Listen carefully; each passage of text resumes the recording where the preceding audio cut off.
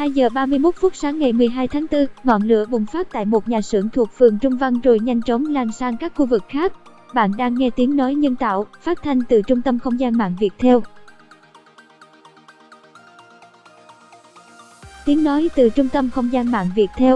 Chỉ trong phút chốc, 8 mạng người đã mắc kẹt bên trong ngọn lửa, tiếng la hét cầu cứu cứ thế nhỏ dần rồi tắt lịm. Bản quyền của Trung tâm Không gian mạng Viettel.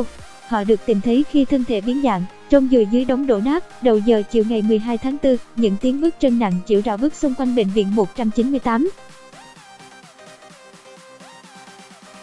Chốc chốc, tiếng nấc nghẹn tức tưởi lại vang lên, nhiều người không kìm được cảm xúc gào khóc trong vô vọng. Cảm ơn bạn đã sử dụng giọng đọc nhân tạo của Trung tâm Không gian mạng Viettel. Giọng đọc thuộc bản quyền Trung tâm Không gian mạng Viettel.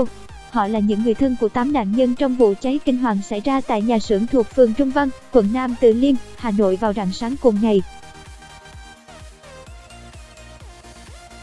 Những người thân đợi nhận thi thể nạn nhân. Người mẹ ngã quỵ khi biết tin con trai đã mất. Cảm ơn bạn đã sử dụng dịch vụ của Trung tâm Không gian mạng Viettel. Ngất xỉu vì không dám tin được sự thật.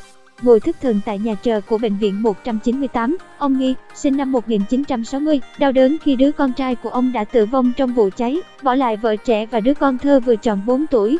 Giọng đọc cung cấp bởi Trung tâm Không gian mạng Viettel. Bản quyền thuộc về Tập đoàn Công nghiệp Viễn thông Quân đội Viettel. Thằng T. Có con trai đang đi học mẫu giáo, cháu ở nhà rất ngoan ngoãn còn vợ ở nhà làm nông nghiệp nên hoàn cảnh cũng khó khăn. Cảm ơn bạn đã tin tưởng sử dụng dịch vụ của Trung tâm Không gian mạng Viettel. Tôi làm bảo vệ ở Cầu Giấy, Hà Nội, công việc 24/24 nên cũng chẳng có thời gian hai bố con gặp nhau. Lần gần đây nhất tôi gặp con trai vào dịp Tết về thăm nhà. Thế mà giờ nó đã đi rồi, ông Nghi nghẹn ngào. Giọng đọc thuộc bản quyền Trung tâm Không gian mạng Viettel.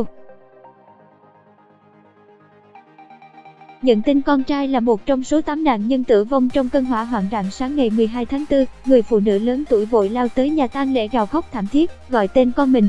Bản quyền của Trung tâm Không gian mạng Viettel. Tiếng nói từ Trung tâm Không gian mạng Viettel. Các thành viên trong gia đình ôm nhau khóc giữa không khí não nề khiến nhiều người không khỏi xót xa. Dịch vụ tổng hợp tiếng nói được cung cấp bởi Trung tâm Không gian mạng Viettel. Không khí tang thương bao trùm khắp bệnh viện 198. Những tiếng nấc nghẹn, khóc than liên tục. Những tiếng gào khóc, nấc nghẹn cứ chốc chốc lại vang lên. Chỉ trong giây phút ngắn ngủi ấy, mẹ mất con, vợ mất chồng, tan nát cả hạnh phúc một gia đình khiến những người chứng kiến không khỏi xót xa. Bạn đang nghe tiếng nói nhân tạo, phát thanh từ Trung tâm Không gian mạng Viettel. Là người một gốc tại bệnh viện, những ánh mắt nhìn nhau rưng rưng. Đến thời điểm hiện tại, công tác khám nghiệm tử thi, xác định ADN vẫn đang được tiến hành. Bản quyền của Trung tâm Không gian mạng Viettel. Dịch vụ tổng hợp tiếng nói được phát triển bởi Trung tâm Không gian mạng Viettel. Đau đớn nhất là cả gia đình của chị Lan, 4 người gồm chị Lan, chồng và 2 đứa con nhỏ mới 2 và 5 tuổi cũng tử vong do vụ cháy. Cảm ơn bạn đã sử dụng giọng đọc nhân tạo của Trung tâm Không gian mạng Viettel. Chị Lan cùng 2 người con ở Phú Thọ lên Hà Nội khám bệnh, ở nhờ nhà xưởng nơi chồng làm việc thì tai họa ập đến. Giọng đọc được nghiên cứu và phát triển bởi các kỹ sư Trung tâm Không gian mạng Viettel. Cả 4 người không một ai sống sót. Lúc phát hiện thi thể ba mẹ con, chị Lan ôm 2 đứa con của mình vào lòng, một nhân chứng kể lại.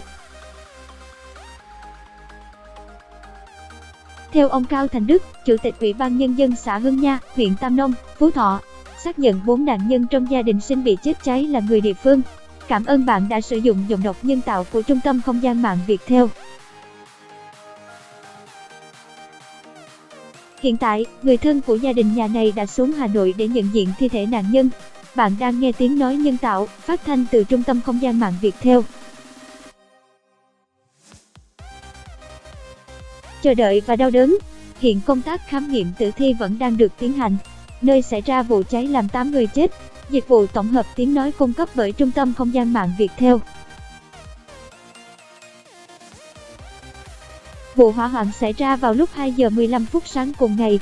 Ngay sau khi xảy ra hỏa hoạn, lực lượng cảnh sát phòng cháy chữa cháy đã điều động hàng chục xe chữa cháy chuyên dụng đến hiện trường chữa cháy. Bản quyền thuộc về Trung tâm Không gian mạng Viettel. Tuy nhiên do đám cháy khó tiếp cận, có đến 8 người chết và mất tích, hiện thi thể 7 nạn nhân đã được tìm thấy. Giọng đọc được nghiên cứu và phát triển bởi các kỹ sư Trung tâm Không gian mạng Viettel. Danh tính 8 người có mặt tại xưởng sản xuất thùng nhựa đựng rác của công ty Môi trường 79 lúc xảy ra cháy đang mất tích gồm: 1. Giọng đọc được nghiên cứu và phát triển bởi các kỹ sư Trung tâm Không gian mạng Viettel. Cảm ơn bạn đã sử dụng giọng đọc nhân tạo của Viettel. Lương Quốc Dân, sinh năm 1984, công nhân công ty Môi trường 79. 2. Lương Văn Việt, sinh năm 1986, công ty Môi trường 79. Bản quyền thuộc về Trung tâm Không gian mạng Viettel. 3. Trần Thị Lan, sinh năm 1990, vợ Lương Văn Việt. 4. Lương Công Minh, sinh năm 2014, con Trần Thị Lan. 5. Lương Anh Tuấn, sinh năm 2018, con Trần Thị Lan. 6. Tuấn, sinh năm 1985, lái xe công ty Môi trường 79. Tiếng nói từ Trung tâm Không gian mạng Viettel. 7. Hải, khoảng 20 tuổi, công nhân công ty Môi trường 79. 8.